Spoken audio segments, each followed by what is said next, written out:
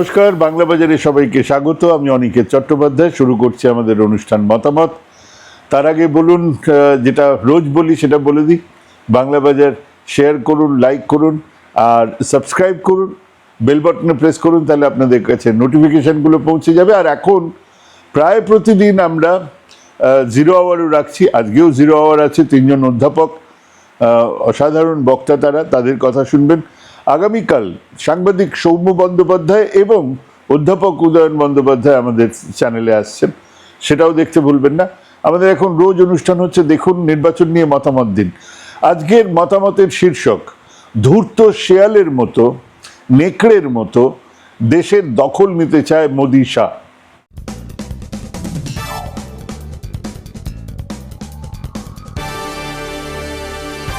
শীতকালীন অধিবেশন তো মাত্র কদিন আগেই শেষ হয়েছে। দেশের মধ্যে 4টে রাজ্য, একটা কেন্দ্রশাসিত অঞ্চলে নির্বাচন চলছে। বিশেষ করে বাংলা, তামিলনাড়ুতে ভোট আছে 23 এপ্রিল, 29 এপ্রিল বাংলাতে। কিন্তু সংসদের বিশেষ অধিবেশন ডাকা হলো কেন? কোন বিরাট জরুরি ব্যাপার আছে? জানানো হলো মহিলা সংরক্ষণ বিল আর ডিলিমিটেশন বিল আনা হচ্ছে। কি কাণ্ড! বিজেপির লোকদের স্মৃতিভ্রম হয় দলের স্মৃতি ইরানি থাকা সত্ত্বেও, কিন্তু আমরা তো ভুলিনি।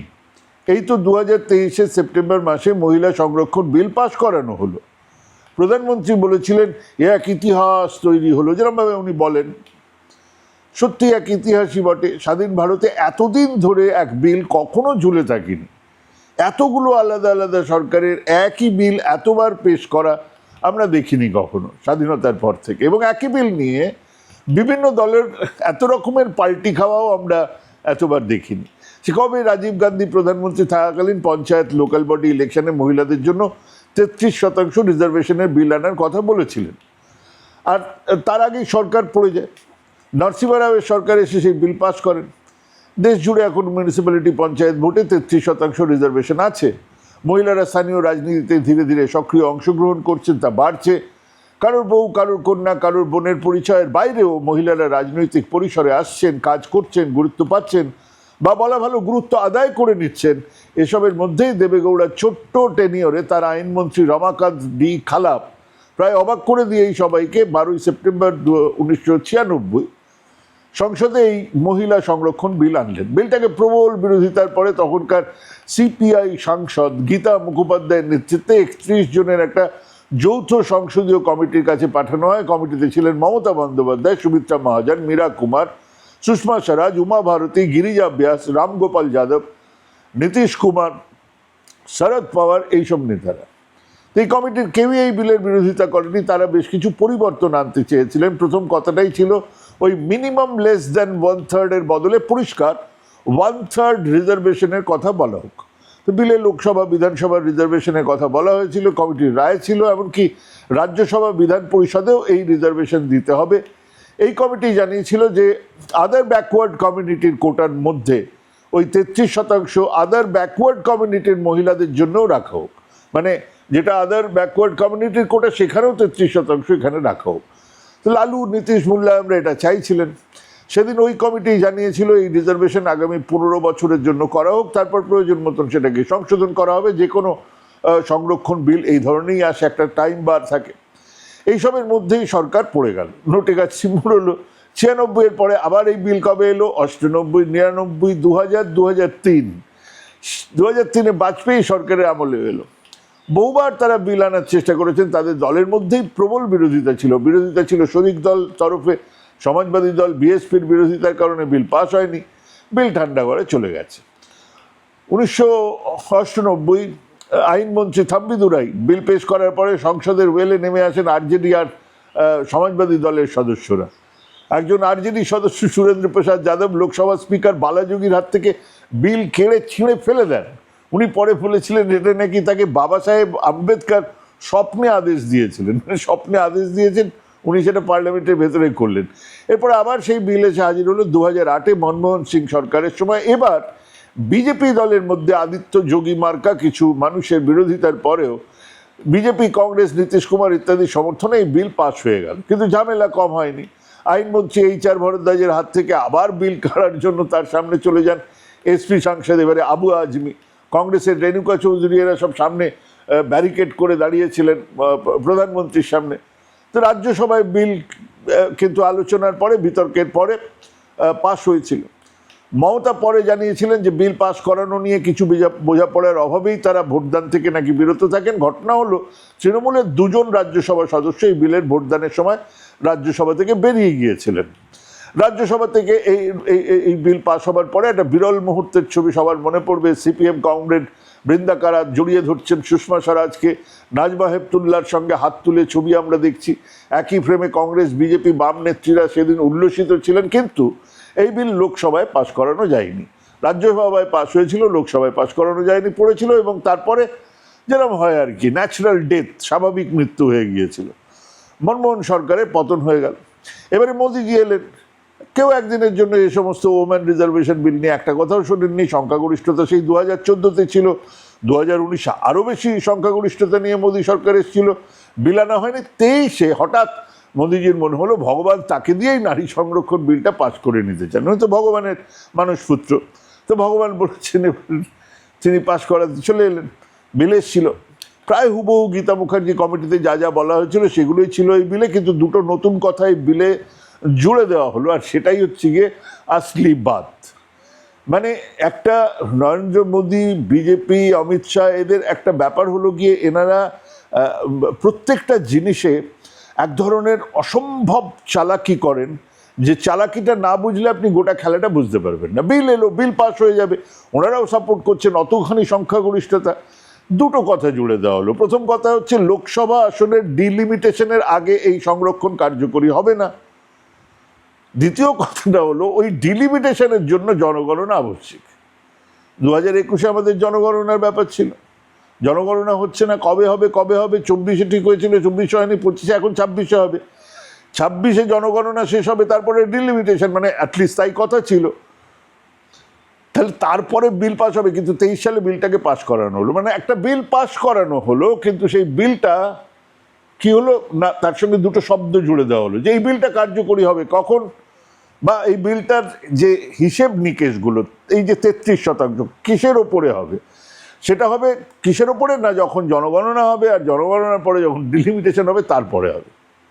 তো বিল পাস হয়েই বা কি আর না হয়েই বা কি, সরকার জনগণনা করবে, সেখানেও সমস্যা আছে। বিরোধীদের দাবি জাতিভিত্তিক জনগণনা করতে হবে। এরপরে সমস্যা হলো ডিলিমিটেশন, কিসের ভিত্তিতে ডিলিমিটেশন হবে, সংখ্যার ভিত্তিতে। মানে যে রাজ্য বিহার বা উত্তরপ্রদেশ বা মধ্যপ্রদেশে, মানে কেরালা, কর্ণাটক, তামিলনাড়ু, বাংলার চেয়ে জনসংখ্যা অনেক বেশি, সেখানে বেশি সাংসদ থাকবে। মানে তারা সরকারি সমস্ত যে প্রকল্প, তার মাধ্যমে কেরালা থেকে শুরু করে তামিলনাড়ু থেকে শুরু করে বাংলা যেভাবে জনসংখ্যা কমিয়েছে, জনসংখ্যার একটা ব্যালেন্স আনার চেষ্টা করেছে, সেখানে কম সাংসদ থাকবে।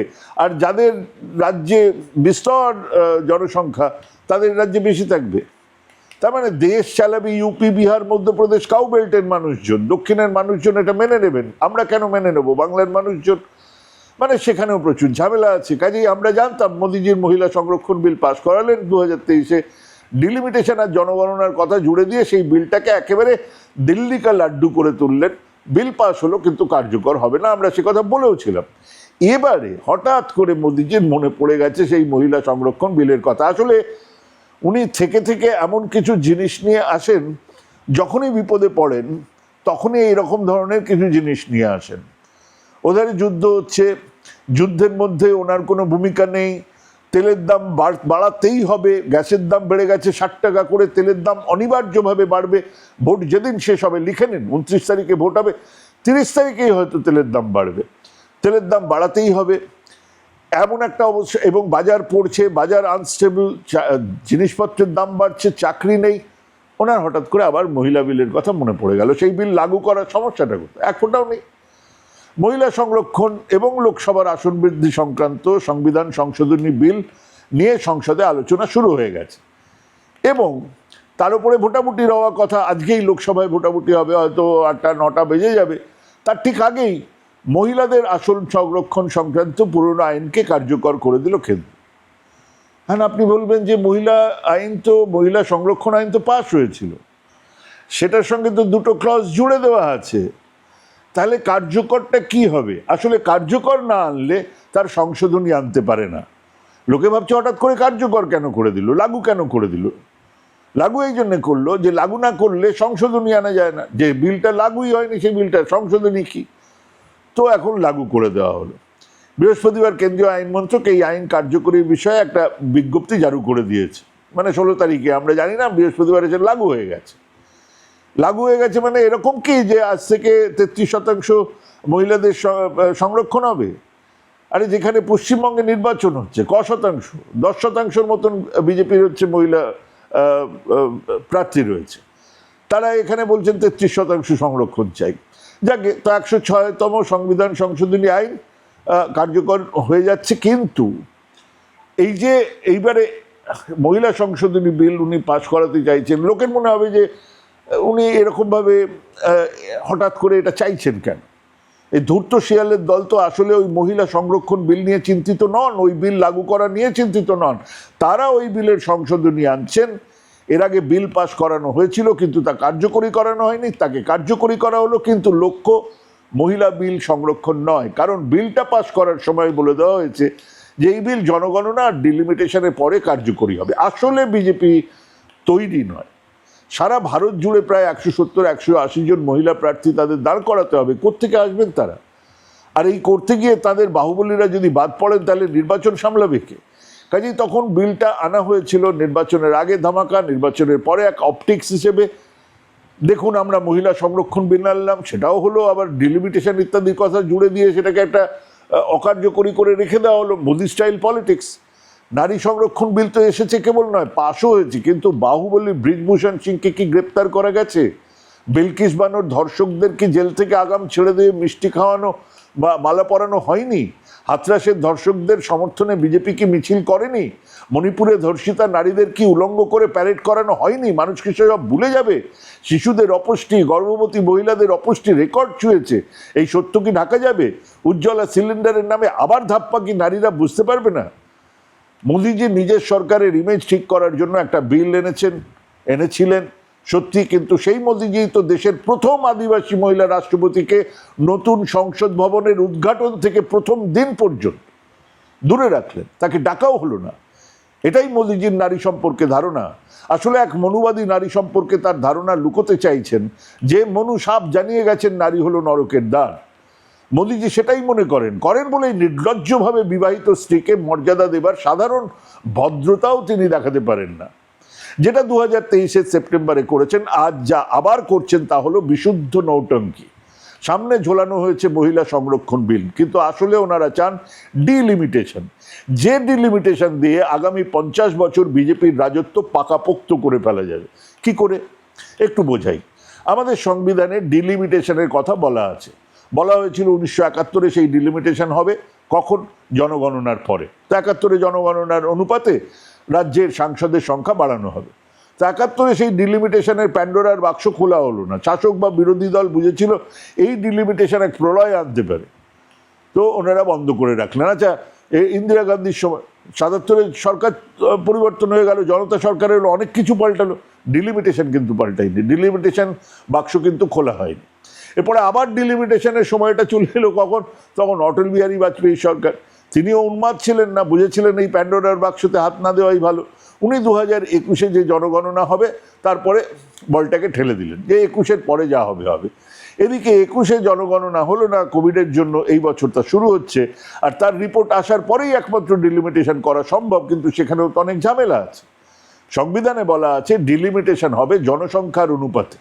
ওনারা একটা ঢপবাজি দিচ্ছেন 50% করে সব জায়গায় হবে, সেটাতেও অনেক গন্ডগোল আছে। কিন্তু আসলে সংবিধানে বলা আছে ডিলিমিটেশন হবে জনসংখ্যার অনুপাতে। সংবিধান ওনারা পাল্টাতে পারেন না, আর পাল্টাতে গেলে 2/3 মেজরিটি চাই, যা ওনাদের নেই। এবারে নতুন সমস্যা, জনসংখ্যার অনুপাতেই যদি ডিলিমিটেশন হয়, তাহলে রাজ্যগুলোর যারা বিভিন্ন প্রকল্পের মাধ্যমে এতদিন ধরে তাদের জনসংখ্যা কমিয়েছেন, যাদের পার ক্যাপিটা ইনকাম বেড়েছে, সংসদে তাদের আসন কমে যাবে। হিসেব বলছে যদি আমরা 2011-র জনসংখ্যা ধরে সংসদের আসন বাড়াই, যা ওনারা এখন চাইছেন, 11 হিসেব ধরেই বাড়াতে চাইছেন, তাহলে সব থেকে বেশি আসন কার বাড়বে? উত্তরপ্রদেশের। 80 থেকে তারা হয়ে যাবে 138টা সাংসদ, 138টা এমপি হবে খালি উত্তরপ্রদেশের। বিহারে 40 থেকে তারা হয়ে যাবে 72, রাজস্থানে 25 থেকে তারা হবে 47, মধ্যপ্রদেশে 29 থেকে তারা হবে 50, মহারাষ্ট্রে 48 থেকে হবে 78, হরিয়ানাতে 10 থেকে 17 হবে, গুজরাটে 26 থেকে 42 হবে। এইবার ভাবুন যে কেরালা 20টা তাদের আসন আছে, সেটা কত হবে? 23। তামিলনাড়ু 39টা আছে, কত হবে? 50। বাংলা 42টা আছে, 63টা হবে। বিহার 40 থেকে 72 হয়ে যাবে, আর বাংলায় 42 থেকে 63 হবে। কেন? কারণ আমাদের জনসংখ্যা কম। আমাদের জনসংখ্যা কম করার এত প্রকল্প নেওয়া হয়েছে, আমাদের জনসংখ্যা কমেছে, সেটা আমাদের দোষ। আর যাদের জনসংখ্যা বেড়ে গেছে তারা সেই সুবিধে পাবে, তাদের অনেক এমপি থাকবে, তারা গিয়ে চিল্লাতে পারবে, তারা গিয়ে কাজ আনবে, তাদের জন্য খরচা হবে, আর খরচা যোগান দেবো আমরা। সারা ভারতবর্ষে এমপিদের জন্য যে খরচা হয়, তার খরচার যোগান দেবে তো সমস্ত কটা রাজ্য, সমস্ত দেশের সমস্ত মানুষ। বাংলা 42 থেকে বেড়ে 63 হবে, আর বিহার 40 থেকে বেড়ে 72 হয়ে যাবে, কারণ জনসংখ্যা। হ্যাঁ, সংবিধানে এটাই বলা আছে। কিন্তু কিরণ রিজিজু ইত্যাদিরা একটা 50% গল্প বলছেন, মানে যার যা আছে তার থেকে 50% বাড়বে। সেটা করলেও কেবল বিজেপি শাসিত উত্তর ভারতে 6টা রাজ্যের মোট সাংসদ দিয়ে গোটা দেশের সংখ্যাগরিষ্ঠতা এসে যাবে। হ্যাঁ, মোদি অ্যান্ড কোম্পানি ওই ধূর্ত শেয়ালের আসল লক্ষ্য সেটাই, একেবারে পার্মানেন্ট সেটেলমেন্ট। উত্তরপ্রদেশে 80টা আসন আছে, সেটা হবে 120, বিহারে 60টা আছে, বিহারে 60 হয়ে যাবে, রাজস্থানে 37 হয়ে যাবে, মধ্যপ্রদেশে 45 হয়ে যাবে, মহারাষ্ট্রে 75 হয়ে যাবে, গুজরাটে 42 হয়ে যাবে। মানে 50% বাড়লে মোট সাংসদের সংখ্যা হবে 815, আর কেবল এই রাজ্য জুড়ে দিলেই সংখ্যা হয়ে যাবে 380-র মতন। অর্থাৎ প্রায় গরিষ্ঠতা, সংখ্যাগরিষ্ঠতা এখান থেকেই চলে এলো। কেবল উত্তর ভারত চালাবে গোটা ভারতকে। এটাই হলো সেই গ্র্যান্ড প্ল্যান, যেটাকে কার্যকরী করার জন্য হঠাৎ মহিলাদের জন্য মোদিজির দরদ উথলে পড়েছে। এবং এই প্ল্যানের আর একটা অংশ হলো এই ডিলিমিটেশনকে সংবিধান সংশোধন থেকে বার করে এনে সাধারণ আইন করে ফেলে দেওয়া। তাহলে আগামী দিনেও কোনো সামান্য সংখ্যাগরিষ্ঠতা দিয়ে ওনারা যা ইচ্ছে খুশি তাই করতে পারবে। হ্যাঁ, ওনাদের এই ধূর্ত শেয়ালের পরিকল্পনা আমরা বুঝেছি, বিরোধীরা বুঝেছেন। এই ভোটের বাজারেও তৃণমূল তাদের 20 জন এমপিকে নিয়ে গেছে দিল্লিতে, বিরোধিতা হবে। এটা সংবিধান সংশোধনী বিল, 2/3 সংখ্যাগরিষ্ঠতা এনডিএর শরিকদের নিয়েও এখনো নেই। কাজেই আশা করা যায় যে এই বিল প্রত্যাখ্যাত হবে। আজ ভোটাভুটিতে হেরে যাবে সরকার, ধূর্ত শিয়ালেরা মাংস, হাড়, মজ্জা, রক্ত না পেয়েই ফিরে যাবে।